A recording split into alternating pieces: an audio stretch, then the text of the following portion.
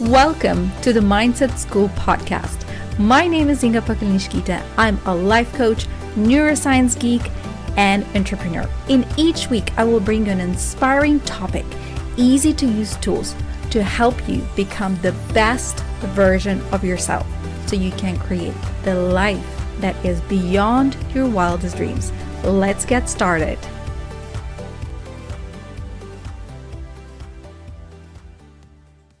On today's episode, I have a guest who will tell us more about the magic of putting yourself first. Raquel Martos is a women empowerment coach who helps women around the world to put themselves first and live life on their own terms. She's also my dear friend, obsessed fur mama, and a person who has made a big transformation in her career, relationships, and her mindset. I hope you will enjoy this episode, and let's get started. When I launched the Mindset School podcast, I knew I wanted to interview people who have made big transformations in their lives, careers, relationships, businesses, to look at the mindset that has helped them to create that transformation. I looked at people within my circle who are great examples of that, and you, Raquel, came first on my list. So thank you for joining on this podcast today here with me. And I wanted to give a little bit of an overview of where we started to all the people who are listening to this podcast. Tracing back 4 years ago, we met at a doggy daycare where we worked here in London. And at the same time, I started my life coach training at the coaching academy. And I needed to practice. So I asked Raquel, would you like to be coached? And she said, yeah, I'm all up for it. And through those coaching sessions that we did while we walked dogs in a park, I got to learn about Raquel and really got to know her, how determined she is and how much she is willing to do whatever it takes to upgrade herself. Raquel, tell me more about that time. What was going on? So about 4 years ago, what was going on in your life and what were you trying to overcome or just to upgrade yourself? What were the struggles back then? 4 years ago, when we met at the doggy daycare, actually, I was having a break in my professional career because I was already living in London for 2 years and I was playing very small. I got used to play small since kid. I had enough. I was very unhappy and I decided that I was taking a break to decide what I wanted to do next. So a friend of mine was working at the daycare and I thought, oh my God, I love dogs. So that sounds great to me. So I started working there and then I met you. And that changed my life because by the time I met you, I already had enough of playing small. But I didn't really know how to start playing big. I didn't know how to get the things that I wanted to. And tell me more about, so you mentioned that you didn't know how to grow bigger and how to get those things. So what was it that you were looking to create in your life at that time? I wanted to be happy. I was pretty stuck. I was not happy with anything in my life. I was far from my friends. I didn't have many friends here in London. I was working a lot, but I was missing something. I was not fulfilled at work either. So you were playing small and you just felt like you wanted to become more happy and you wanted to get out and create something, but at the same time, it was very difficult to know where to start, if I understand that right. Yes. Let's say that I had enough. I knew I had enough, I was very stuck in my life and I wanted to step out of my comfort zone, but I didn't even know how to do that. And I remember so vividly whenever we decided to do the sessions in the evening, Raquel would just like come in with her notebooks and like all the homework done. And she's like, give me more, tell me what to do. And I know that actually really quickly you identified that you wanted to come back to your profession. Originally, you are a photographer. So you wanted to find a job in that field, and you knew that it was quite difficult at that time. That was, I think, one of your as well blocks, that you just had that mental picture. Well, it is difficult to get into that industry.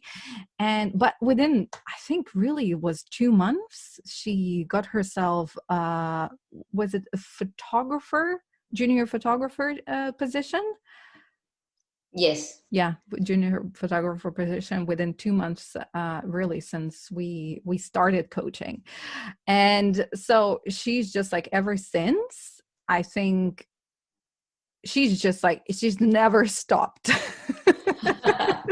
she just really never stopped. And just, I feel like, those walks that we had in the park and all of those coaching sessions that we did together, it's really put you on fire. And over past 4 years, you have went into photography and now became a life coach and help other women to put themselves first. But we'll get into that a little bit later. The one thing that I wanted to know a little bit more from you, so how did you get into personal development? Where was your beginnings? Because I know that before coaching, you did some therapy back in Spain. So I wanted to learn a little bit more where that beginning in personal development started for you. So a few years before coming to London, I did some Gestalt therapy. But it really was while working at the doggy daycare, I had to drive a lot, like 6 hours a day. So while I was driving, I was also very bored. And, there's just so much music you can listen to. So I started listening to podcasts. And I found one that really, really made an impact. What was it called? Sextology. Okay, cool. It's really good podcast, and this guy has guests that are just mind-blowing. So I started listening all the episodes they have. At some point, I started buying the books. So they had guests. This person had a book. I came back home straight away, buying the book. I think I've never bought so many books in my life. Wow. Like, I have a proper self-development library now. That is amazing. And so that was really the journey where your personal development started. It's like through listening to the podcast and reading those books. Wow, that's really good. I think I can definitely relate to those long driving hours, which I absolutely love, because I love listening to podcasts, and I had at least 4 to 5 hours at least to listen to my favorite podcasts, and this was really a win-win situation for me. Yeah, totally. So while you were reading all of those books and listening to those podcasts, I wanted to hear now, when you look back at the 4 years, gone by since we met, and since we worked at a doggy daycare, since you started reading those books and listening to those podcasts, what mental stories about yourself have changed over those past 4 years? Now I know that I'm worthy. I am enough. But I didn't know that back then. Was it the book that you were reading or a podcast that you were listening to that you made that shift I'm interested in that moment. Was there a specific moment, or was there just a series of events that made you to change that story about yourself? It was more a series of events, I think. But definitely, I started noticing that whenever I put other people's needs before mine, I felt bad straight away. So I could be working all day, very long hours, very physical job, but then I was doing something for myself. I kept my energy levels up. As soon as I was putting someone else first, then I had a couple of days that were not so great, or I would say bad. That's when I noticed, oh, okay, I'm gonna do an experiment then. So I decided to do an experiment. I'm gonna focus on myself for a while, and I'm gonna do things that make me feel good, only for me. I'm not gonna do absolutely anything for anyone else. And then I had a great month. So it's really just like paying attention to how you feel, saying, well, when I focus on myself, I have more energy and I start to feel better, and just making that decision to, okay, let me focus on myself. Let me do what brings me joy, what feeds my soul. Is that what brought you to that realization that I am worthy, that I'm enough? Yeah. Also, one of your exercises was fantastic. I'm never gonna forget it. Oh, tell me. So you sent me this homework where I had to put one image in my screensaver in my phone. That image really changed the way I thought about myself. What was it? Tell me more, because now I can't recall, to be honest. I remember the exercise, but I don't remember the actual image. So tell me more. So you asked me to change my screensaver for an image that said, I am enough. I did it. And I also left notes in my car, in my room, in few places. I lived alone at that time, so I could have the messages all around my room really all the time. And having that reminder really made an impact in my brain. That exercise was so powerful that I use it with all my clients. Oh, wow. Wow, that's amazing. That's how good it works. Wow. Wow. That's good. So nice. Can you remember any moment that you have had a breakthrough or an aha moment over those past 4 years? I know that with being enough and feeling that self-worth, saying to yourself that you're worthy, that came over series of different events. But was there a breakthrough that just came to you by, I don't know, like reading one sentence and just like you were changed from that moment? I had a few aha moments during these 4 years, but the one that stood up the most is the moment when I decided to do a Spartan race. Now, I was never, ever an athletic person or anything close to that.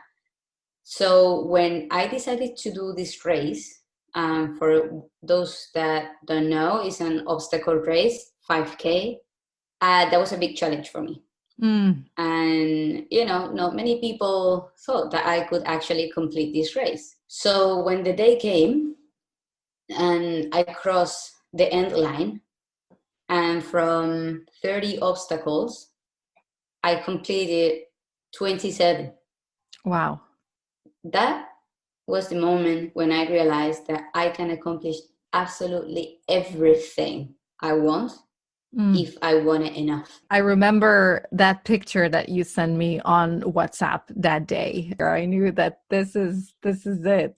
I truly believe if you accomplish something that you thought impossible, you're going to have a fireproof that you can do anything you want in your life. That was the moment that set you up for success and have led you to this day. And I believe it's going to lead you even further. It's like a snowball effect, isn't it?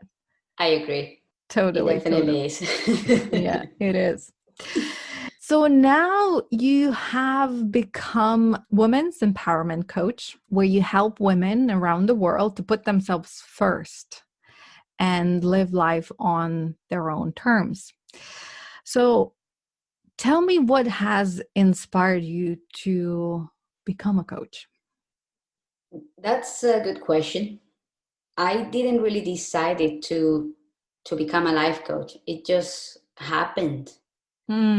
To give you a little bit of context, I was really depressed before that happened. And I was a little bit desperate to find anything that could help me.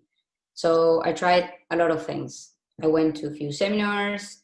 I tried tapping, acupuncture, therapy. I tried everything. And then I found a masterclass about NLP and hypnosis, and I was really curious. So I went there.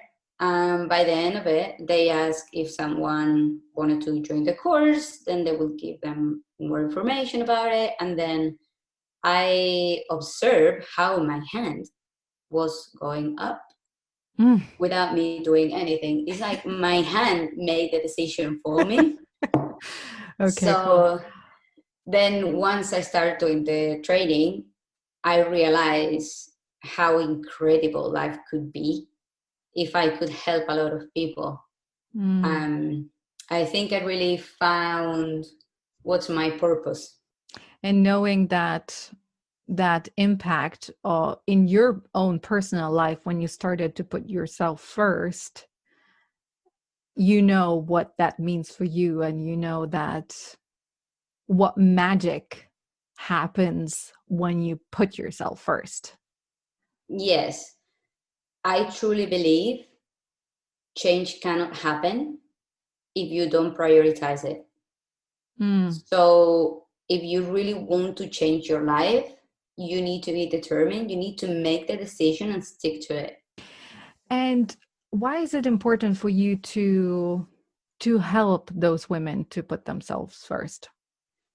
Because I think we live in a society that puts women down straight away since we're little girls. And it takes a lot of work for us to prove ourselves, to step out of that relationship, to do things that make us happy. We are told we need to be mothers, we need to be caretakers, we need to do things for others. I'm an advocate of women, and I think once we learn how to put ourselves first, we become invincible. And I think having that example as well in my family, where seeing my mom putting so much of her energy into us, into sustaining the family, and then seeing her break down because she has invested so much into her children, into her husband, into her family, and then having nothing left for her, that really moved me to be stronger and to ask things for myself. Let's put it this way. You cannot pour from an empty cup. Yeah, that's true. And I think women as well carry a lot of guilt if they don't look after others, if they don't care after others, if they decide to go inwards and work on themselves or to treat themselves. Is that something that you see in your clients and in yourself? All the time. That is the biggest obstacle. Guilt. Guilt kills everyone. Yeah. It's really something very useless because it's not giving anything to anyone. And where does that guilt come from? I think it comes from education. From the moment that we're born girls, we're supposed to be caretakers. We're supposed to be the the ones who feel all the feelings. I believe, depending on how your parents are, that you can be a little bit more independent and not feeling so guilty about things, or you can feel absolutely miserable about doing things for yourself just because you believe, like your subconscious mind believe that you need to do things for others. So therefore doing things for yourself is bad, which is totally not true. You help women around the world to put themselves first and live life on their own terms. So I'm curious to know, how would you define what living on your own terms means for you? So for me, it's important to live life in my own terms, to make sure that I have time to dedicate to the things that I love doing and to the people that I love. And why is it important for you, personally, for you to live life on your own terms?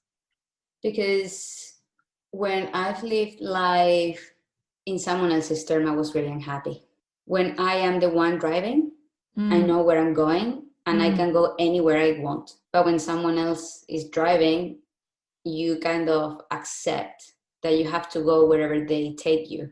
And is that something that you see in the women that you work with, that they share same pattern probably of finding themselves and being unhappy? In some cases, yes. There are some people that are living the life they supposed to live, going to uni, study wherever the parents wanted, then find a partner, get married, get kids, and then they are not doing absolutely anything that makes them happy, and they wonder, I'm not happy, but I follow all the steps, why I'm not happy. Then I ask, but what is what you wanted to do? And then some very common question is, I wanted to travel the world. Okay, we have something here. I truly believe we need to do things that makes us happy, because if we live someone else's life, it's never going to work. I couldn't agree with you more. We have to always focus what is important for us. What do we want to do? And I think everybody shares that notion of juggling the time to put themselves first, whether we're talking about men or women. But I think for women, it is so much harder to put themselves first. I'd say that feeling good is your job. Putting yourself first is your obligation. Because if you don't, you're going to burn out at some point. I used to be a people pleaser. And that's why I was so unhappy. So unhappy that I developed a depression. My belief is that sometimes when you just ignore yourself for a long, long time and you're feeling, oh, I'm getting a bit tired of this, getting that, then you're having strong reactions, you develop sickness, you develop mental illness. Some people get chronic fatigue. And I honestly think that if you just keep all the energy of the frustrated energy inside your body, then that's going to explode at some point. You need to open the jar and start doing what makes you happy. So you can put things in the jar that are nurturing you, not things that are poisoning you. I constantly need to remind myself that it's me time.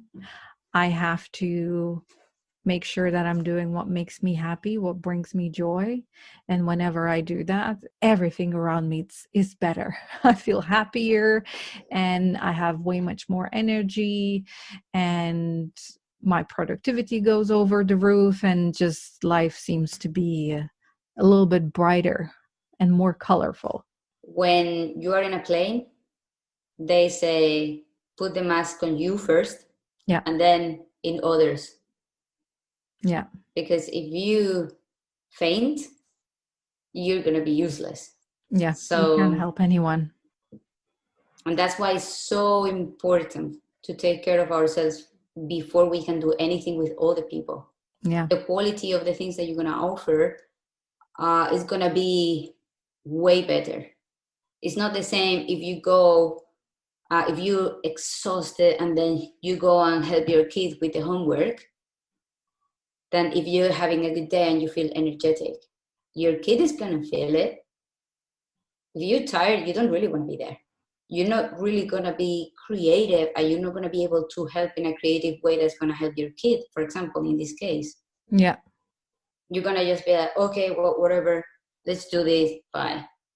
And you can't connect in that moment because you're just simply not connected with yourself. You're so exhausted that you can't create that beautiful bond and connection with your child or with anyone else in that instance. And then the more we do that, the more we become disconnected from ourselves, and it seems like the world is just falling apart. I totally agree. What advice would you give for those women who are struggling to put themselves first? What is one thing they can do today? I would ask them to imagine how their life is going to be in the next 5-10 years if they don't put themselves first. And when they have that image, I want them to feel all the emotions that thought is creating within themselves. That feeling is going to be an indicator on how much you really need to be in charge. If you see yourself in 5-10 years and you feel happy, then you're fine. But I've heard a lot someone saying, oh my God, if I need to be another 5 years in the same job, I'm going to kill myself. So, okay, what are you waiting for to drop your job then? Go and find another one. And after doing this exercise, I would ask her to ask herself, why? Because once you find a big why, nothing can stop you. Because you can always come back to the reason why you wanted to change. As an example, if I don't start exercising now, in 10 years, I'm going to be really stiff, or my back is going to be very sore. For every person, the pain is going to be different. Mm-hmm. But once you find your big reason why you want to change, that's the fuel to your car. I think it's so important what you just said, because we don't invest our thought process into imagining what it would feel like if the current situation will not change. So connecting with that feeling, it really shows you where you are right now. Exactly. And really, then you can ask yourself a question, well, why I am here, what led me here, and what do I need to do from this moment onwards so I don't feel like this in next 5 or 10 years. Exactly. And they don't need to have the answer. If you need help, ask for it. Hire a coach, talk to a friend, do a course, investigate. There are different ways to do the same, to achieve the same thing. If you don't know where to start, just ask for help. By the way, also, self-care. If you don't know where to start from, start with some self-care every day. What could she do for self-care that she could incorporate easily in her day?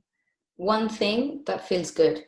This thing can be having a cup of tea before everyone in the house wakes up, can be going for a walk, for a longer walk, can be treating herself to a sweet that she really wants. Baby steps. Something little that makes you feel good. If you start doing something very little for yourself every day, these little things are going to pile up, and eventually she's going to discover how feeling good feels. That's so good. By doing those little things every day that make you feel good is compounding. It's piling up together. So by the end of the month, you already had a little dose and you know what that feels like. Because if you're investing your time in caring for others and ignoring yourself and putting yourself second, you become disconnected from that feeling of what it actually feels to feel good when you do, like when you drink that cup of tea, or for me is like drinking my espresso for half an hour. I'm the longest espresso drinker in the world. First thing in the morning, and just being there with myself. This is brings me joy. So, and it teaches you, your brain, to connect with that feeling. What does that feel like? Because you become so disconnected from it. And once you know how feeling good feels, it becomes addictive. Yes. It is. Most definitely it is. That feeling is very, very addictive. Feeling good is awesome, and it is contagious. Raquel, thank you so much for being on this podcast and being my first guest on the podcast. And I feel really honored to have you not only on this podcast, but in my life as a friend that I can call to and run to whenever I don't feel great and I need to whinge and I need to have a reality check and kick in the butt. So thank you for being that friend, and thank you for doing what you do, because I know there are so many women out there who need that empowerment, who need to put themselves first. If somebody is listening to this podcast today and they want to connect with you, where can they do that? They can find me on Facebook or Instagram as Raquel Martos. So it's Art Martos on Facebook and Rack Martos on Instagram. We'll put that in the show notes so everybody just can go and click and connect with Raquel and get in touch with her if they want to kick ass and start to look after themselves and put themselves first and create the magic in their own life. So, Raquel, thank you so much for being on this podcast. And for all of you there, listeners, I will speak to you next week. Bye now.